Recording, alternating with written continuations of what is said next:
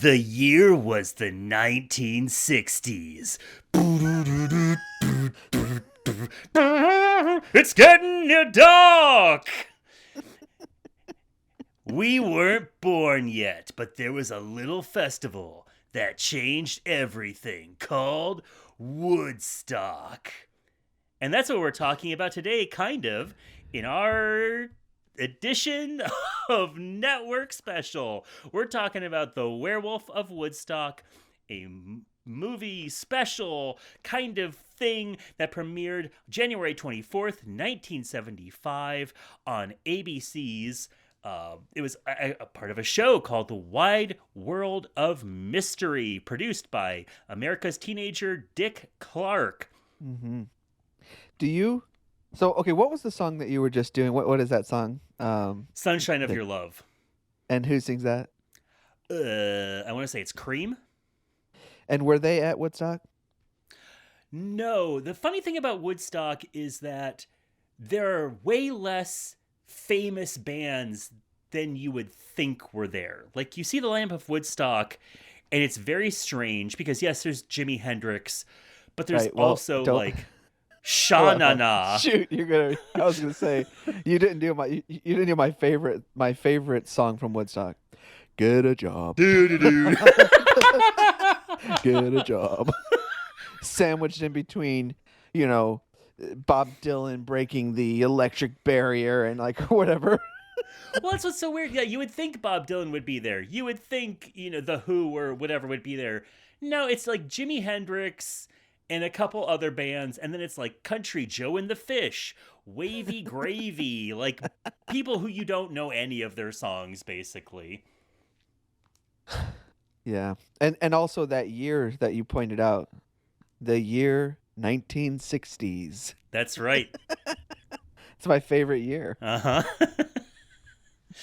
But I mentioned that you, listener, are listening to Network Special, the podcast about the glory days of appointment-based television, when you had to watch what was on when it was on. But now, thanks to the glory of the internet, we can watch these things again and again. And my name is Zachariah, and I'm here with my co-host, who? Nathan Shear. And producer Jeremy is out on assignment. Jerk. The assignment is something that's not us. Yeah. So this is kind of an interesting movie that we're talking about because, as I said, it was on a show called The Wide World of Mystery, 1975, but it's considered a almost lost show in the fact that no official recordings of this program are around. Anything that we have from the show is what people have in the kind of their home vaults, but there are a lot of episodes that are still missing, and the show had Susan Sarandon and other now famous people on it, so there's people actively trying to look for episodes of this program. I just heard the title, The Werewolf of Woodstock, and I knew that I wanted to track it down and watch it for this show. You can watch the whole thing on I believe a French video streaming site, and we'll post the link to that. Don't promise that. Well, if you follow me on social media, I'll post the link to it. How about that? There you go. No, you'll remember. No, you know what? If you send me the link, I'll post it as one of my daily posts. Okay, that's a listener's promise. It's still, not a promise. It is a promise. I never break Everything promises. that Nathan says is a promise in some way. I am. They do call me nature's promise keeper. This program was directed by John Moffat. This is one of the first things that he directed, and he went on to direct a lot of comedy. He directed a lot of the episodes of Mr. Show with Bob and David.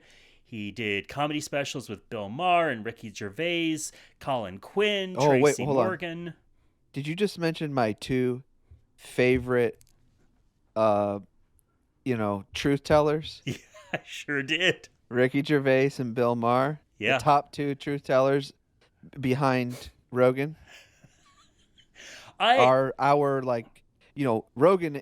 For those who don't know, and how could you not? But like all podcasters, we all owe a debt to Joe Rogan. Well, we always start this off with the podcaster's prayer, which is we light Yeah. a candle and we put a fresh piece of beef jerky and Mm-hmm. one of those yellow jacket pills you get at a gas station underneath a picture of Joe Rogan to Yeah. get the recording off right. Mm-hmm. And what Um, is that prayer? um, Please, Joe, allow us to make gains in Mm-hmm. today's show.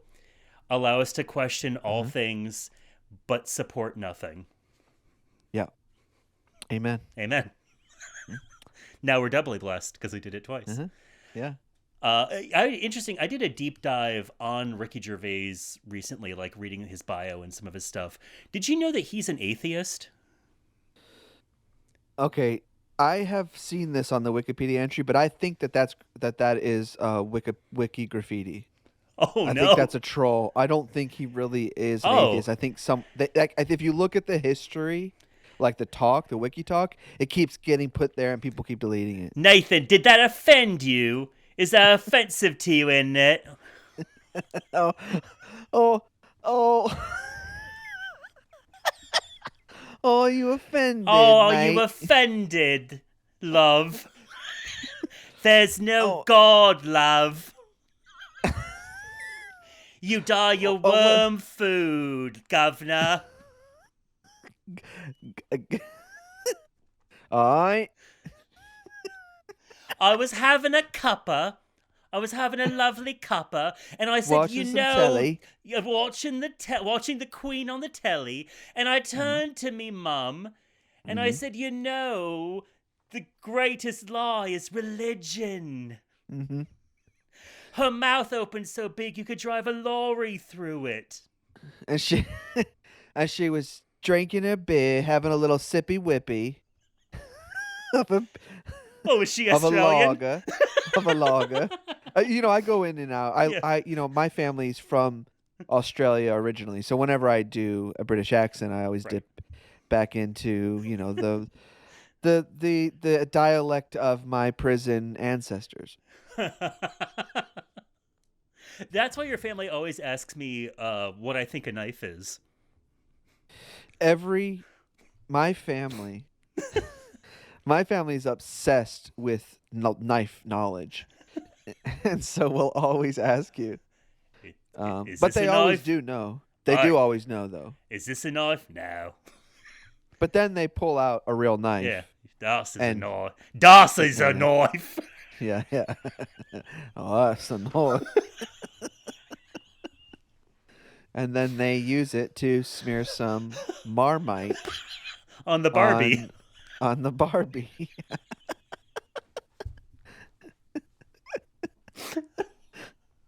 Werewolf of Woodstock. Yeah, here we go. Werewolf. So when I was watching this, I honestly kept thinking this was from the 80s. It has such an 80s look to it, and it seems like it would be made so far from the event of Woodstock. I don't know if it's because it's shot on videotape, so maybe that gives it an extra like 80s look. It to me it looks um like TV shows from England. Like Are You Being Yes, Served and all that right. stuff.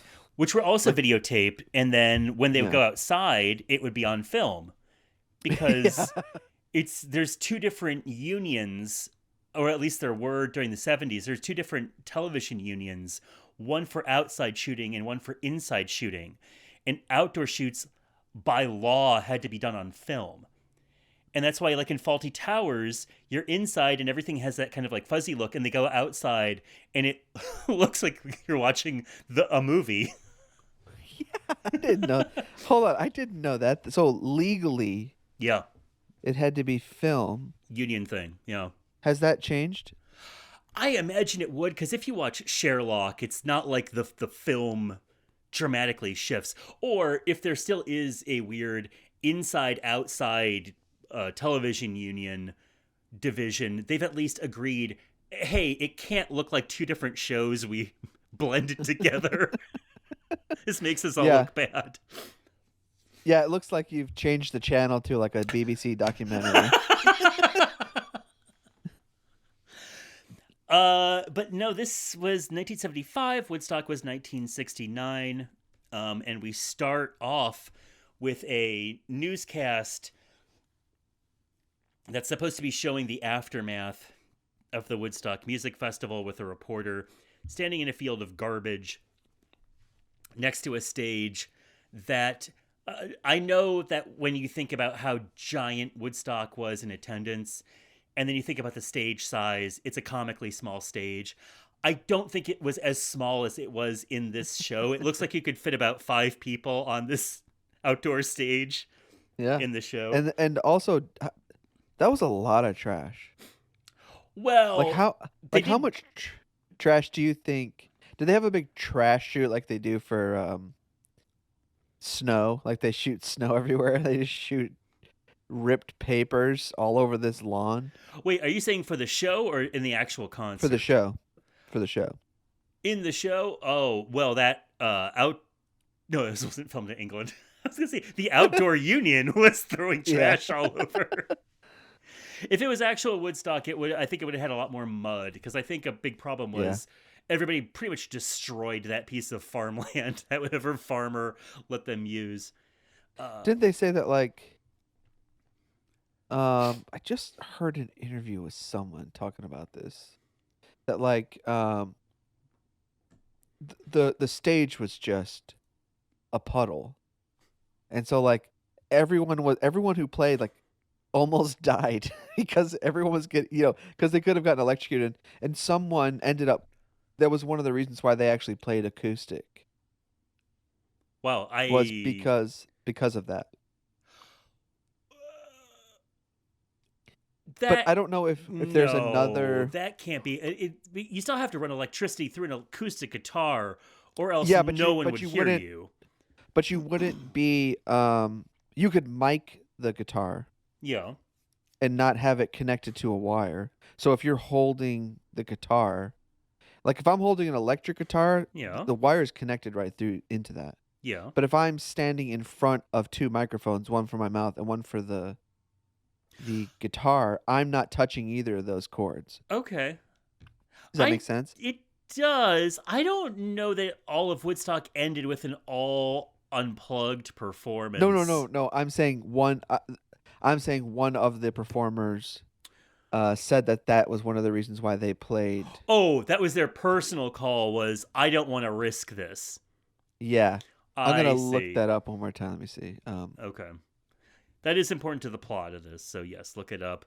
Yeah, Um I'll let you know if anyone died. uh, well, there's one person who lives in Woodstock, New York, watching this news report, who is not happy about all the long-haired freaks that just invaded the Oh, town. he is so angry. The local hippie-hating farmer, Bert, is watching TV, and he goes, "Bunch of baloney. I hate these freaks." And he's just ranting and raving. And his Edith Bunker kind of wife comes in and he goes, "Bert, what are you doing?" He goes, "I'm heading out there." And you can hear thunder outside. And Bert drives off to the stage at night. Now, it's not raining. It never rains in this movie. It's just constant thunder and lightning every single night. Somebody is just shaking the stuffing out of a piece of aluminum siding. Bert drives to the stage. It's unclear what Bert wants to do, because he just climbs on the stage. He goes, "Ah, these freaks! Ah, they stink! Ah, they stink! I hate them!" And he kind of is just picking up loose pieces of lumber and throwing it off of the stage. And then a person from the electric company or grounds patrol or something drives up to the stage and goes, "Hey, what are you doing up there?" I And Bert's going, know. "Ah, these freaks!" And he grabs onto a wire and sparks fly out of it, and he gets electrocuted. And that's the opening of our show. What did you think of this opening? I just, like you're right. Like what was bugging him Those that freaks. made him go outside? But who were where were the freaks? They were gone. Woodstock is over. Right. So who? He's gonna get that stage. The Yeah, idea of the thing. Oh, was it that some of them were still in town? Maybe. Well, they weren't at the stage. I know. If What? they I were just still in don't. if they were still in town, maybe it would just be like some stragglers like hanging out, or if somebody got hurt, they were at the hospital. That's all I can imagine. People didn't go to Woodstock and then afterwards go, you know what? I think we're gonna put down roots and live here. But I thought he. But I thought he heard something. Oh no! Was it he was watching a news report? Is Yeah. that it? That's right. He was watching a news report. That's right. And that's when he got upset because he went outside in a rage, a fit of rage. That's right. Mm-hmm. Yeah. This is I it was very unsettling. Like the camera work, the fact that the lightning was coming from the ground clearly. Like you know, Yeah. like they were just shooting a spotlight from the ground. Sure. And it just all felt really weird, and you couldn't see, like, this is a bad quality file that I was watching, Yeah. so you couldn't really, like, whenever you weren't inside a studio lit room, like, you just couldn't tell what was happening because it just looked like a bunch of, like, digital artifacts. And so it was just and you just heard all that, like, "Wow, this guy." It was almost like they were like like if he would have been like if we would have had any kind of different voice, he would have become a different type of monster. You know what I mean? Like if he was like, "Oh, where these guys in our like He would have become Hank Hill. no, just like I was trying to do a ghosty kind of voice. Like if he had a if he had Michael McDonald's voice. Well, it's funny you mentioned Michael McDonald because we smash cut from him screaming with electricity going through his body to a Michael McDonald style hippie. I guess he also kind of looks like Country Joe, but he's Yeah. a hippie playing in a 4-piece rock band. He plays with his old lady on the other guitar and 2 other hippies. One hippie is kind of nice and one hippie's always angry. And they have He always hates the girl. He hates women. he hates everything. Apparently. He doesn't like anything about being in he this hates band. he hates animals. Yep. And he hates the girl Yeah. that he's yeah. And he hates the plan that Head Hippie has, which is they are going to travel as a band in their hippie bus. They're going to drive to Woodstock so they can write on the cover of their demo, recorded live on stage at Woodstock, and take a picture of them on the stage where we just watched a man be electrocuted. And that no one disassembled Right. They have to after get there the show. quick. Yeah. Now, Angry Hippie, he doesn't like this plan. And he doesn't like the dumb dog that the girl has in the group. He doesn't like anything. But they decide to drive out there anyway. They stay in this abandoned cabin that's leaking and crappy, but I guess it's where they're going to crash. Unclear. Okay, so this is so stupid. This is the dumbest setup to a movie. It's too complicated. That these guys are gonna pretend they played Woodstock. Like they couldn't figure out any other way to get hippies out at the Woodstock place. Like they couldn't even like maybe these guys were late and missed the show. Right. Or like maybe like they're just like in awe of the space. Right. You know, like they're like, oh, we're going like Woodstock is our new Mecca or something. Mm-hmm. And then they get into that how like they just like pull up to an abandoned barn. I or know. something? Well, hey, that's the plan. We don't spend too long with them because we have to get back to bandaged Bert, who is now lying in his bed. Burned Bert, old Double B, who has his hands and his head all bandaged up like a mummy, another monster he could have turned into. Is Bert? Does I know? I know. Does Bert have a long name? Is Bert short for something? Bertrammed? Bertrand? Maybe. Bertram? Yeah. Yeah, maybe. Bertie? Birdie. Bertie. Bertie. Yeah. You Dirty Bertie. dirty Bertie. You know that religion has killed more people than every world war combined. The doctor who makes house calls in Woodstock has come by. And also who drops by is one of the heads of police. And if we want to talk about really confusing plot points, he has brought along two detectives from San Francisco. I thought they're from Los Angeles. Well, they're from a California city, but they Okay. are in town because LA or San Francisco is also planning on having a music festival, and they want to observe how the youth are acting so they can make plans of how to cover things police wise. It's confusing because I thought everyone had left. Like, the concert's over. You do that when the concert is going on. Yes. If you're trying to figure out like crowd control, or what if there's a lot of influx of drugs or something coming in. I don't know what they're supposed to be doing, but let me tell you, the guy who it's Big City Detectives, Moody and Kendi are their names. Moody is the man, Kendi is the woman. Moody is the most nonchalant cop I have ever seen in my life. He delivers every line like, yeah, well, yeah, it looks like there's a killer in town. And he is being so so Maybe it method is a werewolf. actor. He's so like Brando method actor, where like he's always like looking down, or he has his head in his hands.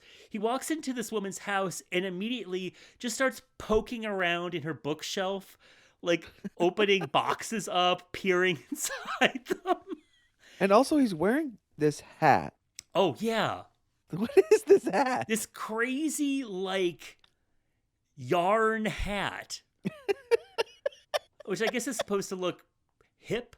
Here's what's interesting is that he is a very mumbly spoken detective who believes in the supernatural, and she is a redheaded detective who also kind of believes in the supernatural. And I was like, wow, this could have been a real proto X-Files if it wasn't so badly made. Well, and then okay, and then the city cop. Mm-hmm. You know, The local Woodstock Woodstock cop. Where's Woodstock? Is it in New York? It's in New York. Okay, so this guy comes in nose first. By the way, this nose is. He's one of the chosen people. I don't. Well, I wasn't gonna make any illusions, but this nose is like with the quality of the video that when you watch, Yeah.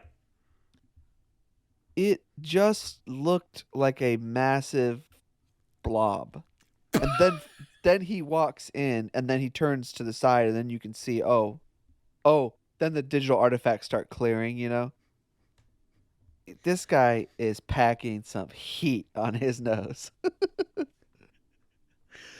Were you watching this on a Game Gear? I don't know if I had such a bad quality. I was watching it through. I streamed it through my Game Boy printer, and it was just printing out the images. You had it like a flip book.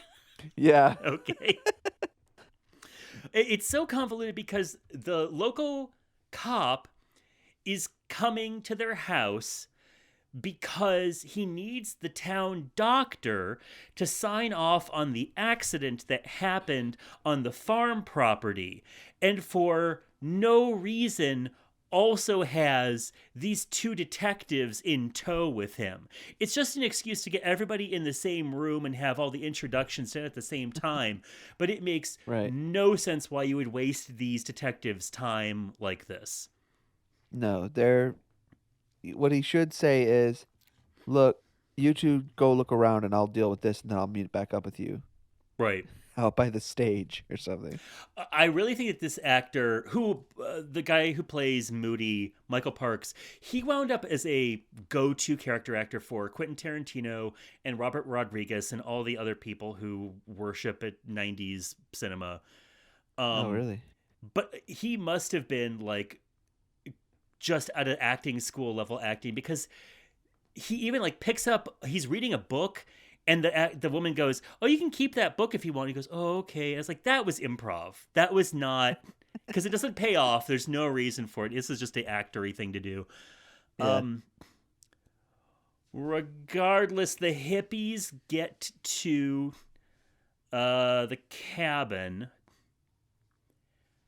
They're fixing things up. I guess it's supposed to be raining, even though it's never wet outside, because they say it's leaking. Mad hippie is driven crazy by everything, so he takes a frisbee and throws it out the door, so the dog goes to chase it out the door at night. I believe then we see Bert going crazy on his bed. Yeah. And then we see a werewolf attack 2 police officers. We see the hippie's dog cross paths with the werewolf, and we can only assume the worst. This werewolf mask was apparently done by a person who was a very famous makeup person, Joe Blasco. Okay. But he's not really famous for special effects. This is Right. a weird looking werewolf. I would say, if I had a note, too many teeth. This werewolf has teeth. His mouth never closes. It looks like he always is like holding his mouth open with his fingers, and you can see all 800 of his tiny little teeth stretching from beyond his eyeballs to the front of his mouth. Yeah, he's like the when the ghosts in Beetlejuice pull their head open and stretch to try Yes. and scare them. I thought he kind of looked like a were-dog, not necessarily a werewolf. Right. Except his hair was out pretty high. Yeah. Now you may be saying, "Oh, well, how did this werewolf come to be? Was he bitten by a werewolf in transit from being struck by lightning to going to the hospital?" No, it's never explained. It just, he got No, struck it by is. lightning. Yeah. Yeah, Was it? it is. Yeah, because she says, I read a study recently about effects on organisms after Oh, right. with electric shocks. Like there was a experiment with rats or something. His chromosomes were scrambled. Yeah, That or was something it. like that. Yeah. But that would make it like a shapeshifter, right? Not like your traditional werewolf. Well, there's no connection as to why he would become a werewolf if that happened. No. That's the difference. Like he could, like it could have changed him for anything. Like he could have become like a mad monster. Instead he becomes a werewolf. I don't know why. Right. But what I'm saying is, like, you're saying he could have turned into anything. I agree with you. But it's not just that his chromosomes were scrambled, and for some reason they were scrambled into a dog or a wolf. Right. Spoiler alert, when they take him down, they're making silver bullets. I know. So he's a werewolf. Straight up. But he also And- doesn't need a full moon. Just every Right. night he turns into a werewolf. Yes. And how does he get all the bandages back on? I don't know. Apparently, Because he has. So he leaves. So okay. So he is fully bandaged because of the burns on his face. Yes. Every night he rips the bandages off Yep. and goes out on a tirade or whatever. Yep. Then he gets back in time before anyone wakes up. Yep. And then I guess puts all the bandages back on because his wife comes in the morning. The doctor come in. They go, oh, okay. Yeah. He's all bandaged up still. He's okay. He's definitely not a werewolf. I know that. But the bandages are sloppily put on Yeah. when they see him the next day. And also, it's his head is bandaged, but so are both his hands. So he manages to get the bandages on both hands somehow. Yeah, he's maybe I guess he just maybe his holds the bandages and helicopters his hands around until they kind of swirl back yes, on. he wets him. He wets him in water, and then just goes. Yeah, we go, and the hippies the next day, they're finding dead cops, and the hippies are upset because the dog is gone, and the cops have a report of a long-haired person attacking the policeman. So of course they assume it's a hippie, even though there's big tooth-like gashes all over him. But our big city cops, Moody and Kendi, feel like there's foul play afoot, especially because Kendi just happens to be reading a massive volume called Witchcraft and the Occult in the middle of the police station.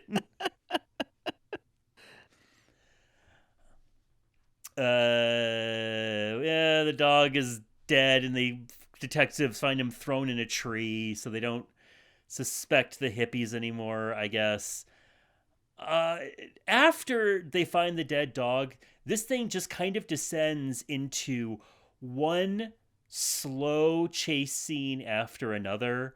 Oh, And you also realize why horror movies need to be, unless you are an absolute master of the game or you have a really good idea, horror movies in bright sunlight just don't work that well. And this werewolf can go around during the day. right. Yeah. What? When? Okay, so he is the werewolf during the day, right? At sometimes. Yes, because at one point he kidnaps the hippie girl. He kills everybody else he encounters but her.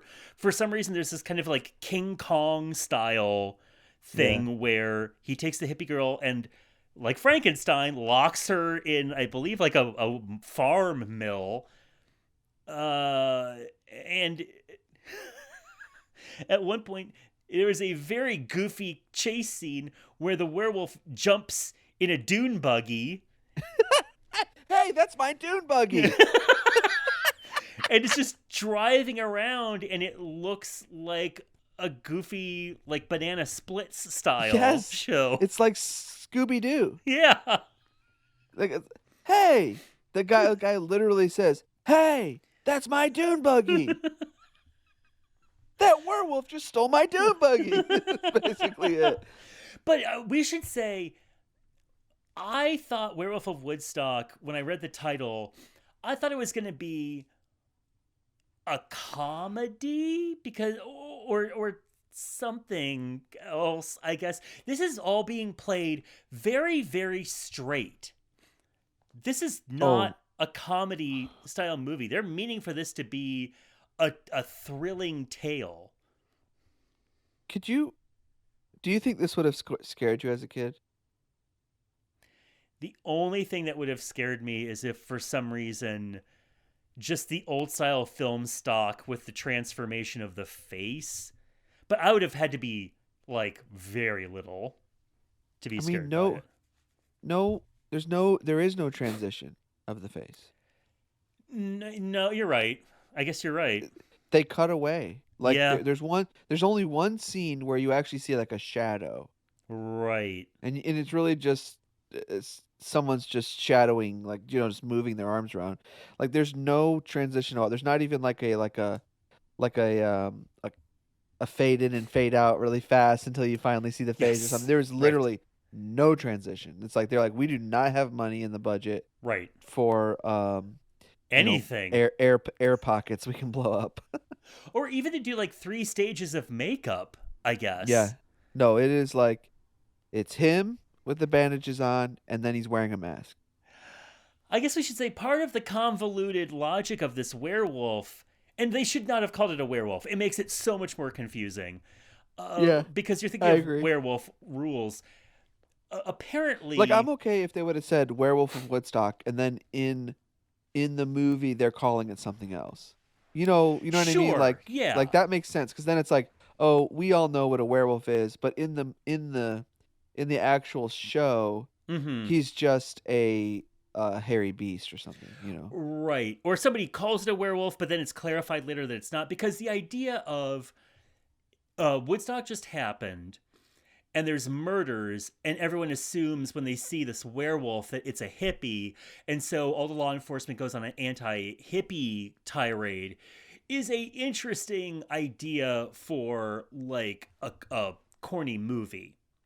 This doesn't Yeah. really take advantage of any of that. It definitely doesn't take advantage of any like political or social Right. commentary. There could be a kind of a cool social commentary on it, and Yeah. it's like they there is nothing. It's like that's what I was Right. gonna ask you. I was gonna ask at the end of this, like, was there some sort of hidden message? Because I always miss this stuff. Like, was there some sort of hidden message? And there really, if there was one, it was not communicated well. The only thing I can think of is, and this is what I was trying to get to before I went into a trail, but Bert apparently goes into a rage when he hears rock music or sees hippies or thinks he sees hippies, because his anger is triggered by what he hates the most, and that's what he hates. So the detectives hire the rock band to play music so it will irritate the werewolf into like freaking out and coming out to attack them so they can attack it. That's why they're driving after it playing rock music all the time. And he's stolen the hippie girl.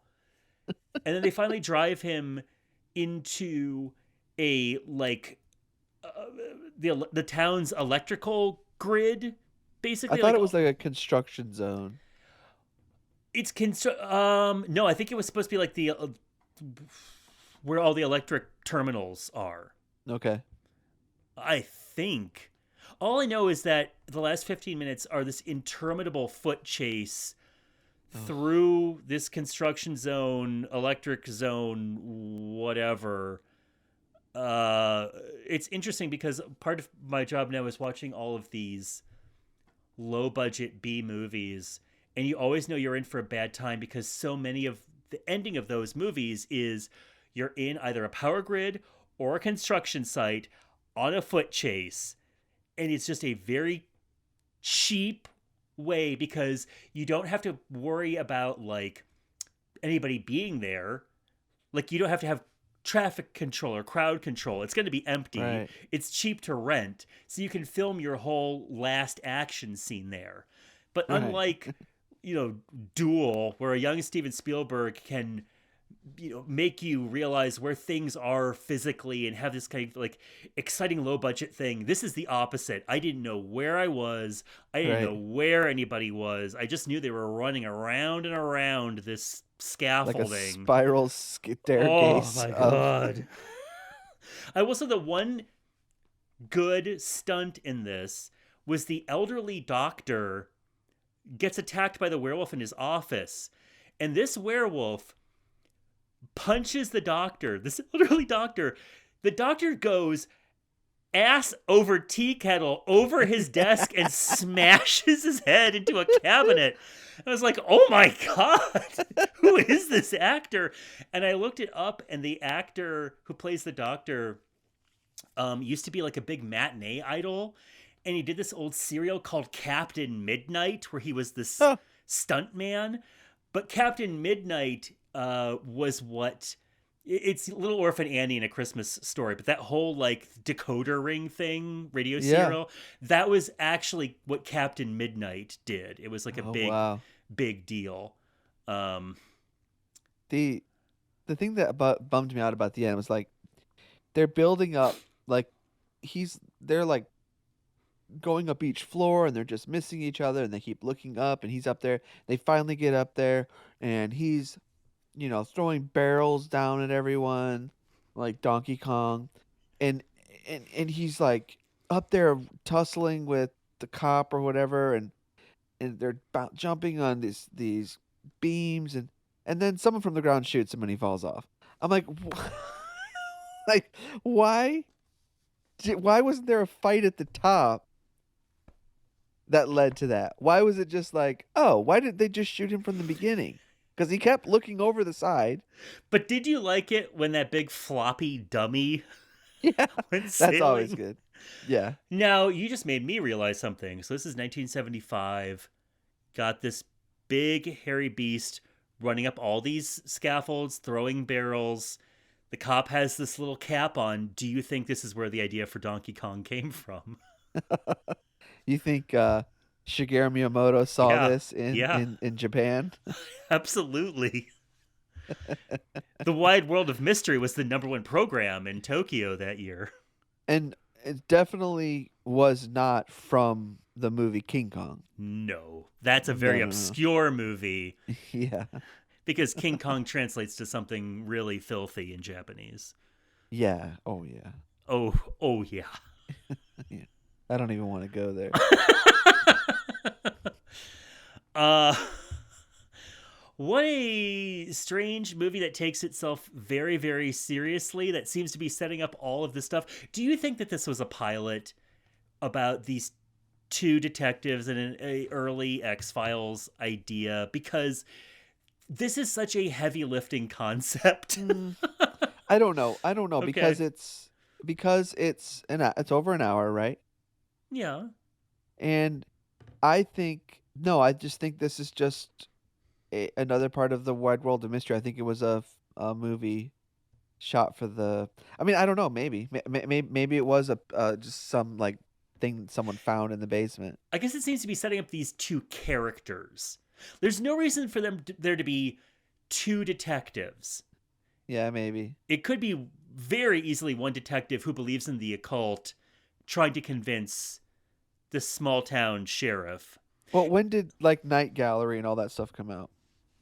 I mean, that was all late 60s, wasn't it? With Twilight Zone? Let's see, Night Gallery.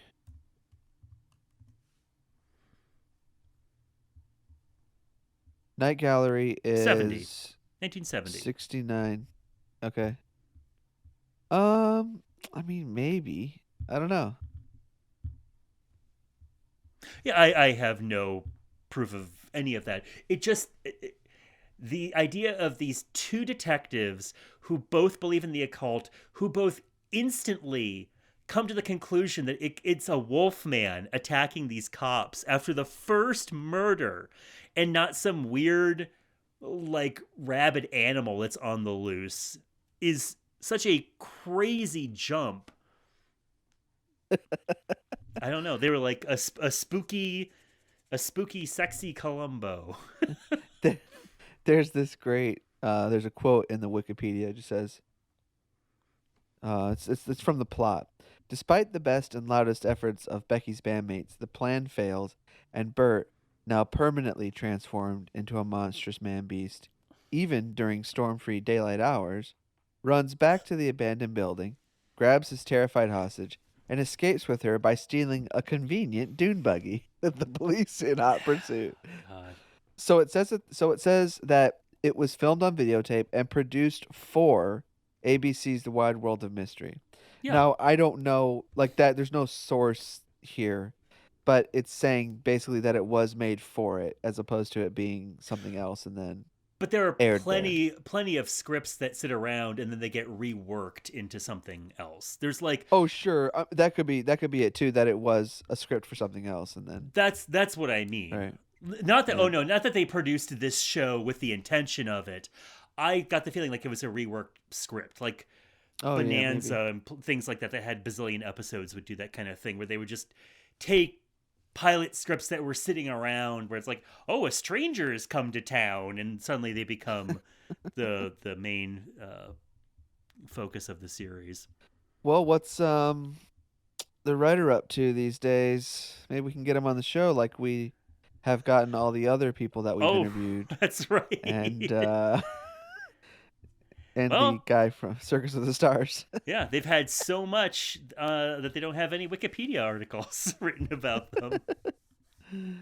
Yeah, Bill Lee and Hank Saroyan. Mm-hmm. Oh, well, Bill Lee was one of the producers of the SNL Challenger program Fridays. Oh boy. Man, everyone went into comedy. Yeah. They all said, hey, that should have been a comedy, that goofy werewolf movie that we made. And Eh. let's see, Hank Saroyan, known for Muppet Babies additional crew. Oh, and he's now a voice director. He was a voice director. He was also on Rude Dog and the Dweebs additional crew. Ooh. Oh, what are his acting credits?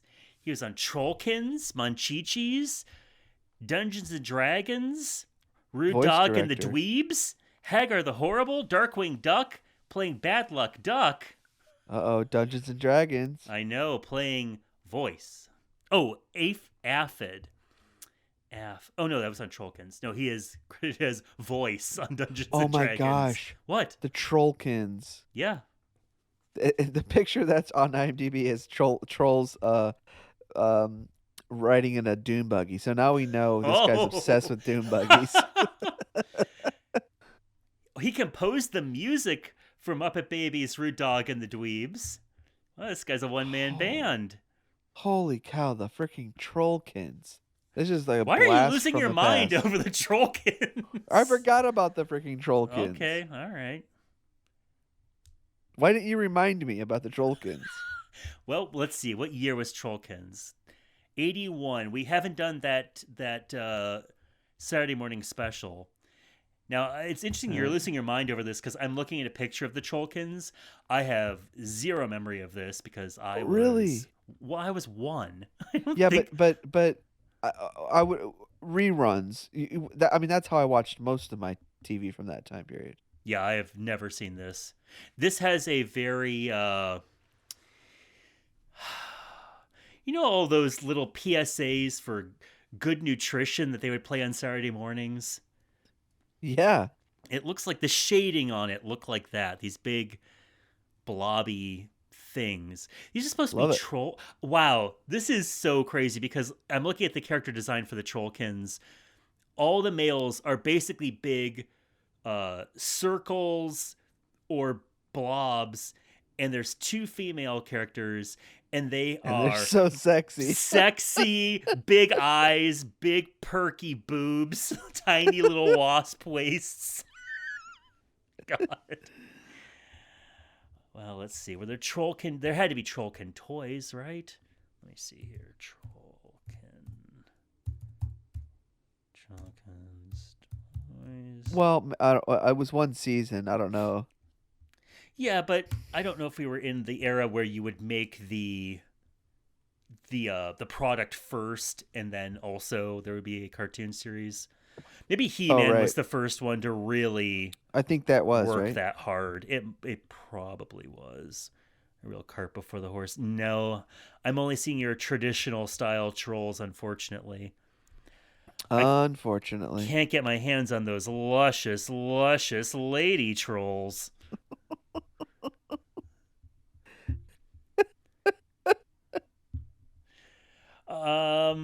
Yeah. So anyways, weird movie. I want to know how much Dick Clark had any input on this program. I know. I wonder. And did John Moffat pass? I feel like he did. No, he didn't. He's still alive. Would love to talk to him and get his memories of working on this thing. The solid half a week of filming. No question he would come Woodstock. On. No question. For his passion project like this? Are you kidding me? And the woman who played the wife, Bert's long-suffering and soon murdered wife, apparently she is a Joe Dante regular, but I didn't remember her parts from anything. She's in both Gremlins movies. She's in Small Soldiers, Matinee, The Howling, Piranha. Yeah, I don't remember her in anything. I'll have to rewatch some of this. Well, final rating, how many 5. How many long hairs do you give this? I give it 5 full moons. You'll have a howling good time. 2 paws up. Okay. That's me being Gene Shalit. I love it. I give this to Idnits.